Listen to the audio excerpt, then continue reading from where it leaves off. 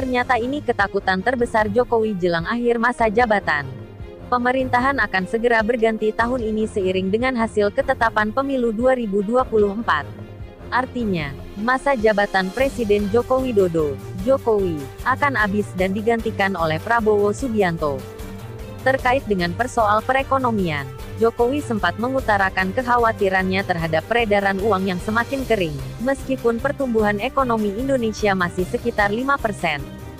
Jokowi menilai masalah tersebut muncul karena Kementerian Keuangan, Kemenkeu, dan BI menerbitkan terlalu banyak instrumen, yakni Surat Berharga Negara, SBN, Sekuritas Rupiah Bank Indonesia, SRBI, dan Sekuritas Falas Bank Indonesia, SVBI.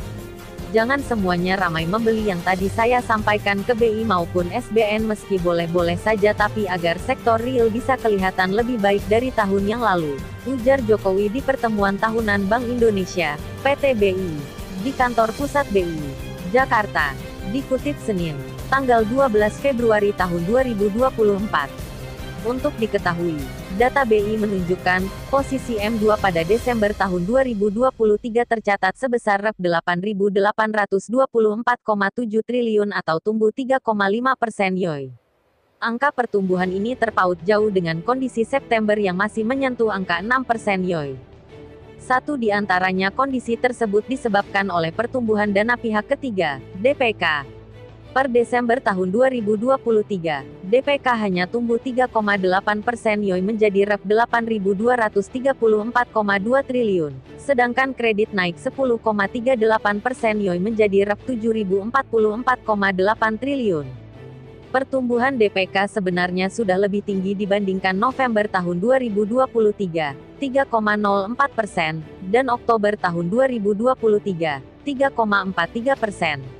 Namun, bila dilihat dari posisi per Desember atau akhir tahun maka pertumbuhan tersebut adalah yang terendah sejak 1999 atau dalam 24 tahun terakhir.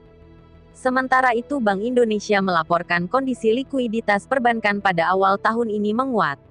Pertumbuhan DPK naik menjadi 5,98% secara tahunan, YoY per Januari tahun 2024. Pun berdasarkan catatan BI, rasio alat likuiditas terhadap DPK ALDPK, per Januari tahun 2024 naik menjadi 27,78%.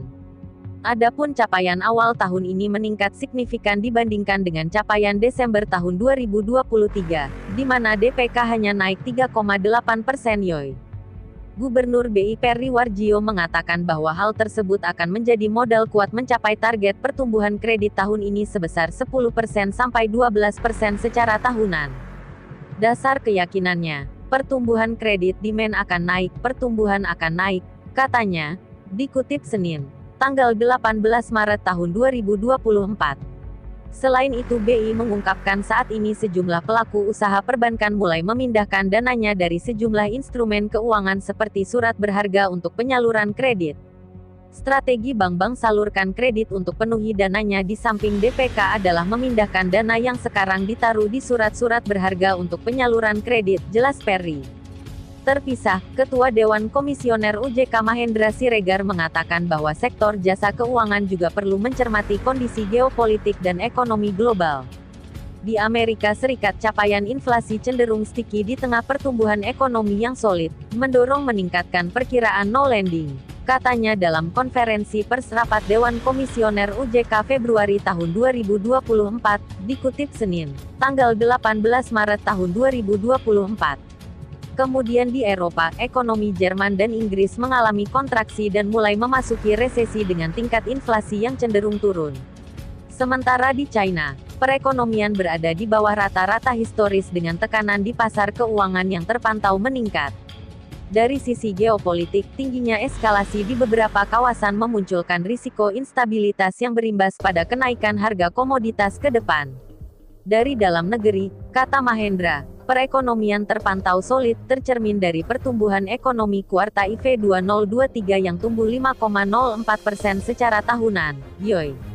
Hal ini didorong oleh konsumsi lembaga non-profit yang melayani rumah tangga dan belanja investasi pemerintah terkait Ibu Kota Nusantara, IKN.